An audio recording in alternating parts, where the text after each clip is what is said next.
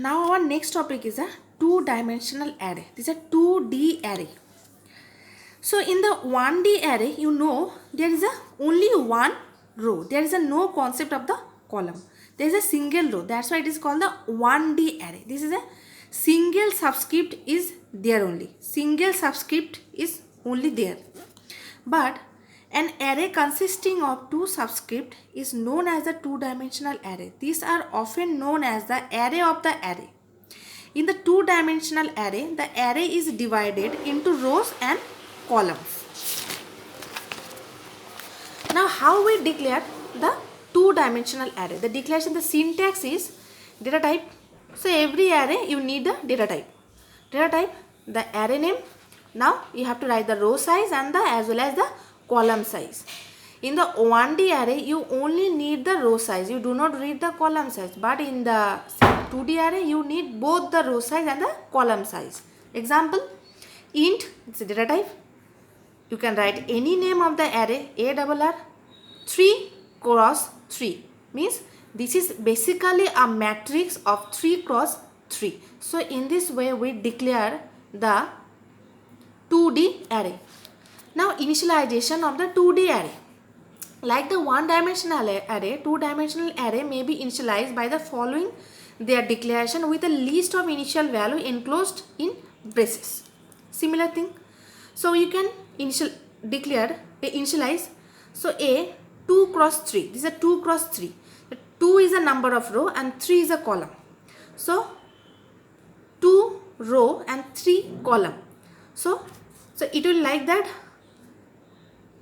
0, 0, 0 and 1, 1, 1. There is a 2 row and 3 columns. So in this way. So initialize the element of the first row is a 0. So first row is 0 and the second row to 1. Okay. The initialization is done by row. The above statement can also be written as within a braces, you can divide the number. So 0, 0, 0, this is a value for the first row and 1, 1, 1, this is a value for the second row.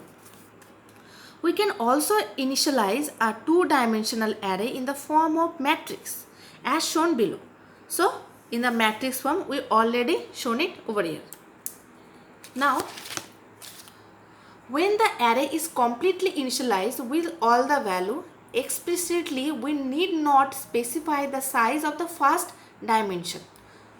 Example, int, we do not mention the row size, we only mention the column size, but we have the value.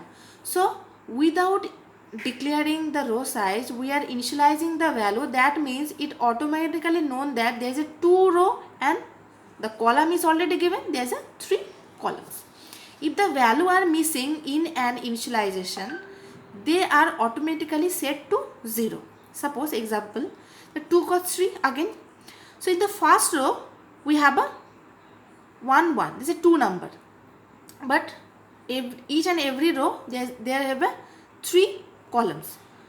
So here, the first row, we have a 2 number and the second row, we have only 1 number.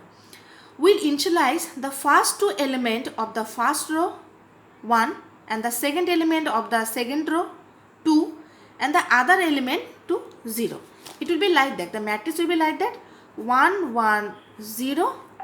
First we write 2, 0, 0. The rest of the element will be the 0, 0 if the data are missing.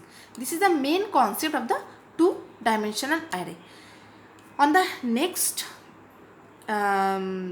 lecture, we'll discuss the operation of the matrix. This is much more important in the two-dimensional array.